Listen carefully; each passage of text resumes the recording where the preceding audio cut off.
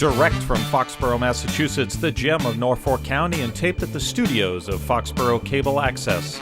It's Foxborough Central, and here's your host, Bob Hickey.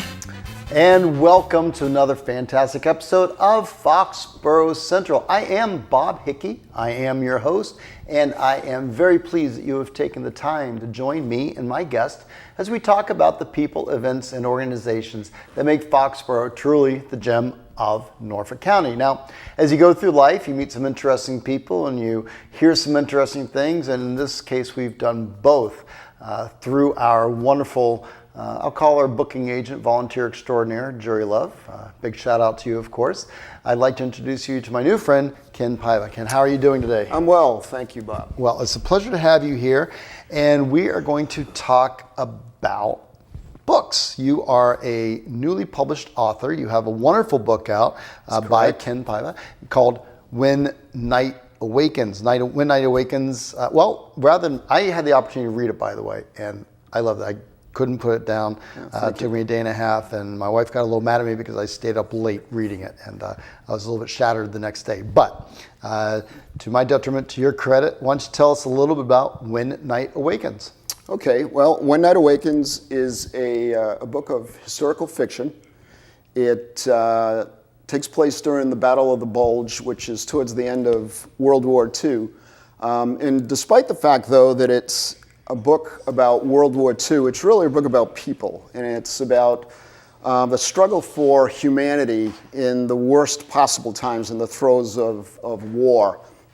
And it flips a little bit the stereotype that we all learned about, or at least that I learned about growing up as a child of the late 60s when, World War II was the good war and things were very black and white.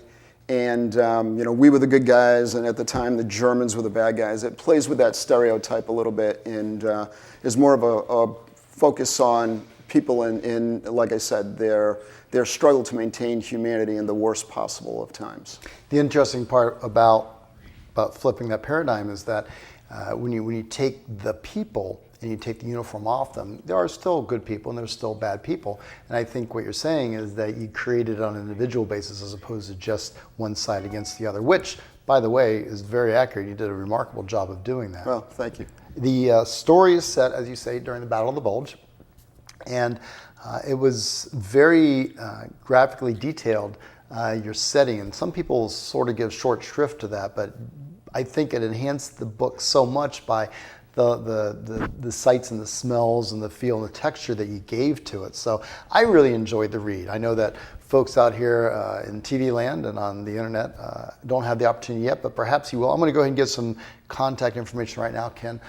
Speaking, of course, with author Ken Paiva, who can be reached at his website, which is kenpaivaauthor at wordpress.com. The address is right there on the screen. I'll spell it one time: KenPaivaauthor at the @wordpress.com. You have the contact button on there also, but there's some great biographical information as well as information about the book When Night Awakens. So you mentioned real quickly before I get into my other questions, I love having conversations because I get to learn something, hopefully. Hopefully you learned something too, but I know I do. You mentioned circle fiction. Is that the title, or is that the name given to fiction within a historical context?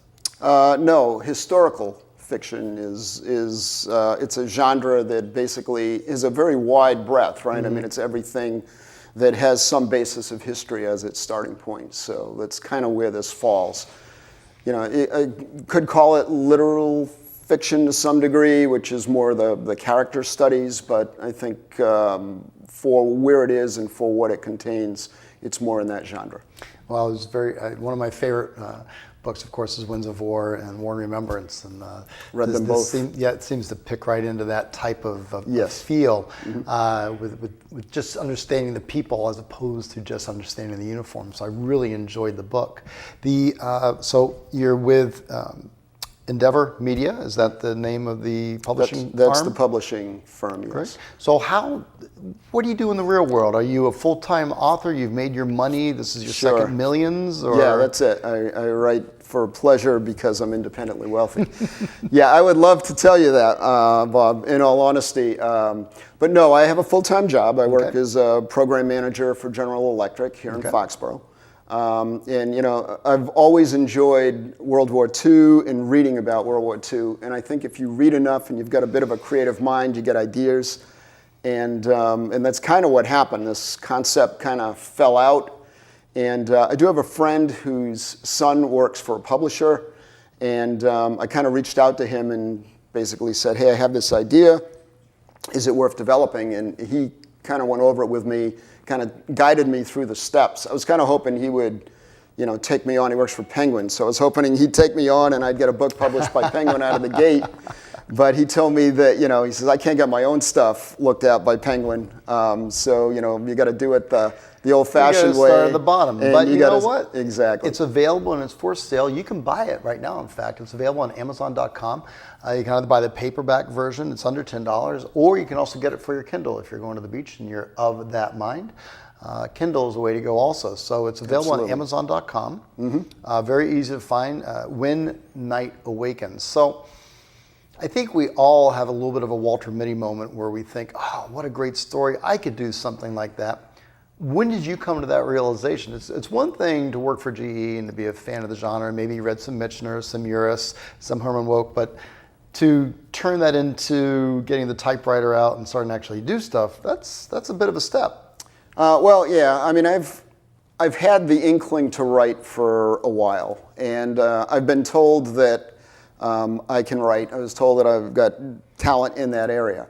And so, I mean, kind of going back through high school and stuff, and I don't know what kind of a yardstick that is, but... well, we're all very young, so just a few days ago. There you go, right. Exactly.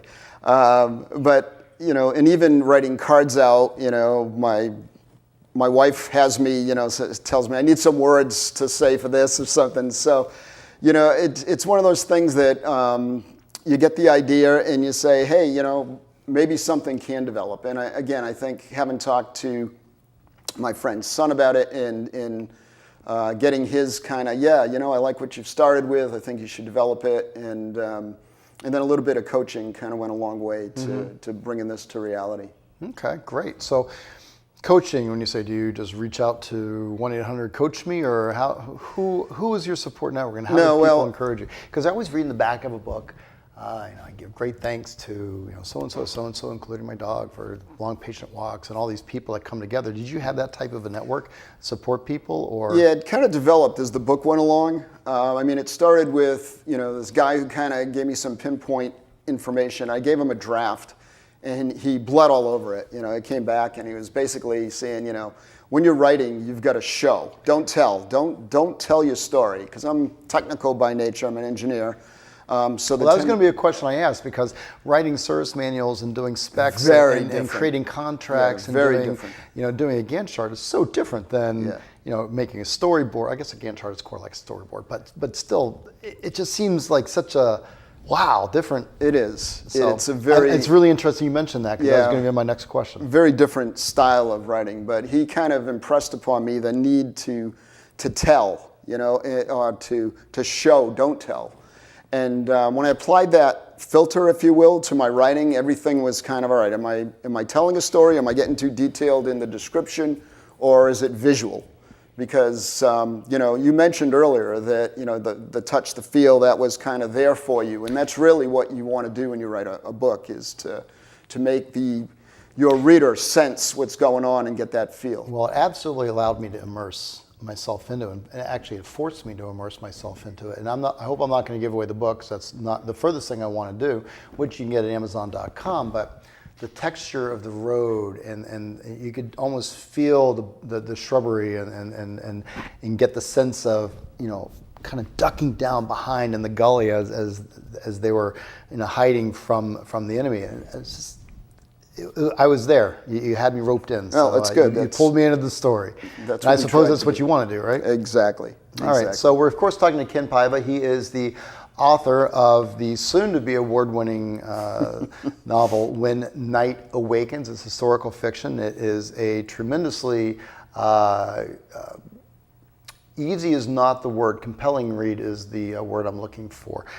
Why did you choose World War II and the Battle of the Bulge? Because the Battle of the Bulge is not the easiest story to tell, and in particular, given the time frame, It was one of on the cusp of victory and then the final push. Exactly. And there were emotions that magnified the situation. So you seem to have captured that in there. But how did you research this? You weren't there, so. No, well, it took, it's a 2 years, right? 2 years worth of kind of research, writing, before it was even at a point where I tried to get it to a publisher. So you put the work into it. So, yeah, I mean, I've always had that interest. I did a lot of reading on the Battle of the Bulge, and I was looking for something that was a little different, because what I do, or my style, is to try to look for a real event and then insert my fictitious characters in the midst of that event and try to bring that storyline to life. And with When Night Awakens, everything around the Battle of the Bulge, especially around Christmas time when this takes place, is all about Bastogne. And I don't know how familiar you are with the whole Bastogne thing, but if you're Battle of the Bulge, if you know anything about Battle of the Bulge, it's typically associated with what happened at Bastogne. And I didn't want to go there again because it's been written, and Band of Brothers is, obviously that's factual, but it did a big thing on Bastogne.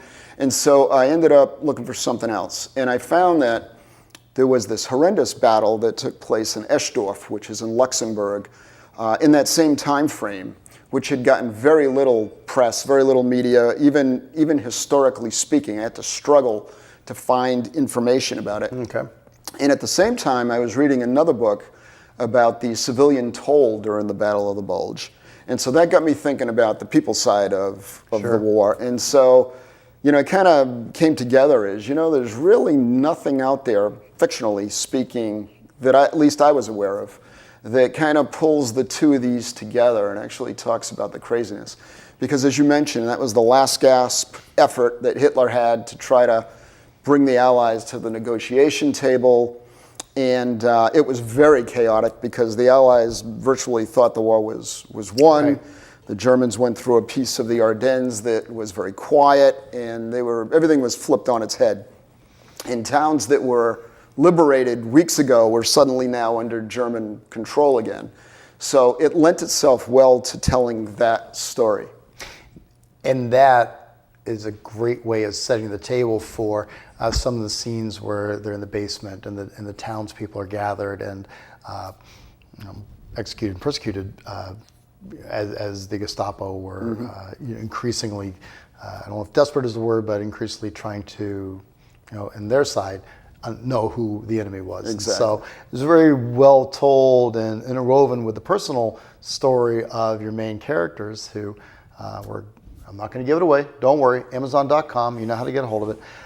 But it's just a very compelling story. Well, I thank you for that. I'm glad you enjoyed the read. I did indeed. So obviously, since you have shown a little bit of talent and a proclivity for creating a tale and the research necessary, you're not going to do any more and you're done. You're not going to author anything else. Is that correct? No, actually, it's like you get bit by the bug and you have a little bit of success and you say, hey, what else can I do? What else are you going to do? Well, interestingly enough, I found a few things being kind of a first-time writer.